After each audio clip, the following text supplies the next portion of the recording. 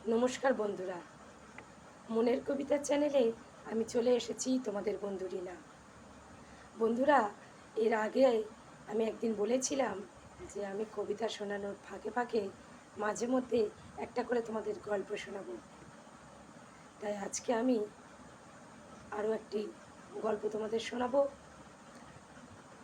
আজকে শোনাবো সুকুমার রায়ের লেখা রাগের ওষুধ। তাহলে শুরু করি গল্পটা। কেদারবাবু বড় বদরাগী লোক। যখন রেগে বসেন কাণ্ডাকাণ্ড জ্ঞান থাকে না। একদিন তিনি মুখখানা বিষণ্ণ করে বসে আছেন। এমন সময় আমাদের মাস্টারবাবু এসে বললেন, কি হে কেদারকেষ্ট, মুখখানা হাঁড়ি কেন? কেদারবাবু বললেন, আর মশাই বলবেন না, আমার সেই রূপো বাঁধানো হুঁকোটা ভেঙে 7 টুকরো হয়ে গেল। মুখ হাঁড়ির মতো হবে না তো কি বদনার মতো হবে? মাস্টার মশাই বললেন, বলো কি হে, এ তো কাঁচের বাসন নয়, কি মাটির পুতুল নয়, অমনি খামোকা ভেঙে গেল, এর মানে কি? কেদারবাবু বললেন, খামোকা ভাঙতে যাবে কেন, কথাটা শুনুন না। হলো কি, কাল রাত্রে আমার ভালো ঘুম হয়নি। সকালবেলা উঠেছি, মুখ হাত ধুয়ে তামাক খেতে বসবো। এমন সময় কলকেটা কাত হয়ে আমার ফরাসের উপর টিকের আগুন পড়ে গেল। আমি তাড়াতাড়ি সেই আগুনটা সরাতে গেছি, অমনি কিনা আঙুলের ছ্যাঁক করে ফোসকা পড়ে গেল। আচ্ছা আপনিই বলুন, এতে কার না রাগ হয়? আরে আমার হুকু, আমার কলকে, আমার আগুন, আমার ফরাস, আবার আমার উপরেই জুলুম।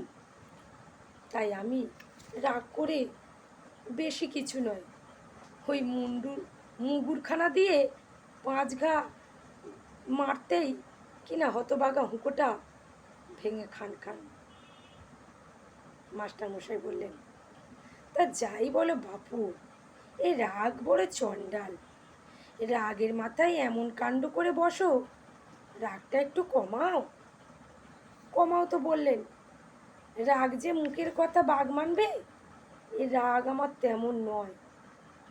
দেখো, আমি এক উপায় বলি, শুনেছি খুব ধীরে ধীরে 1 2 3 করে 10 গুনলে রাগটা নাকি শান্ত হয়ে আসে। কিন্তু রাগ তোমার যেমন রাগ তো 10 12তে কুলোবে না। তুমি একেবারে 100 পর্যন্ত গুনে দেখো।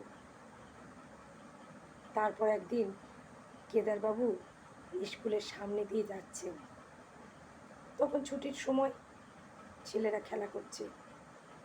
হঠাৎ একটা মার্বেল ছুটে এসে কেদারবাবুর পায়ের হাড়ে ঠাঁই করে লাগলো। আর যাই কথা, কেদারবাবু ছাতের সমান এক লাফ দিয়ে লাঠি উঁচিয়ে দাঁড়িয়েছেন। ছেলের দল যে যেখানে পারল একেবারে শটান চম্পট। তখন কেদারবাবুর মনে হলো, মাস্টারবাবুর কথাটা একবার পরীক্ষা করে দেখি। তিনি আরম্ভ করলেন, 1 2 3 4 5। স্কুলের মাঝখানে একজন লোক দাঁড়িয়ে বিড়বিড় করে অঙ্ক বলছে। তাই দেখে স্কুলের দারোয়ান ব্যস্ত হয়ে কয়েকজন লোক ডেকে আনলো। একজন বলল, কি হয়েছে মশাই? কেদারবাবু বললেন, 16 17 18 19 20।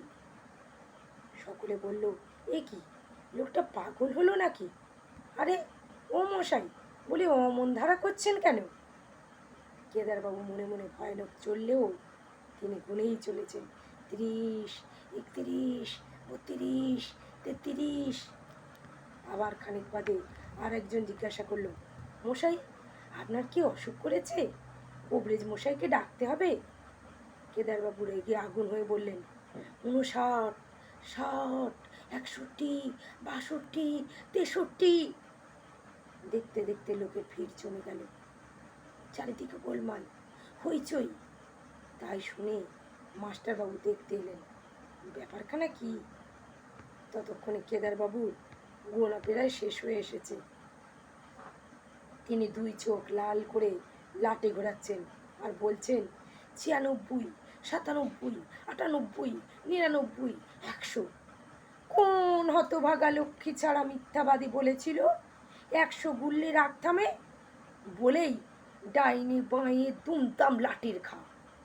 লোকজন সব ছুটে পালালো, আর মাস্টারমশাই এক দৌড়ে সেই যে ঘরের মধ্যে ঢুকলেন, আর সারাদিন বেরোলেন না। ধন্যবাদ। আজকের এই গল্পটা কেমন লাগলো জানাবে। ভালো লাগলে একটা ছোট্ট লাইক করবে।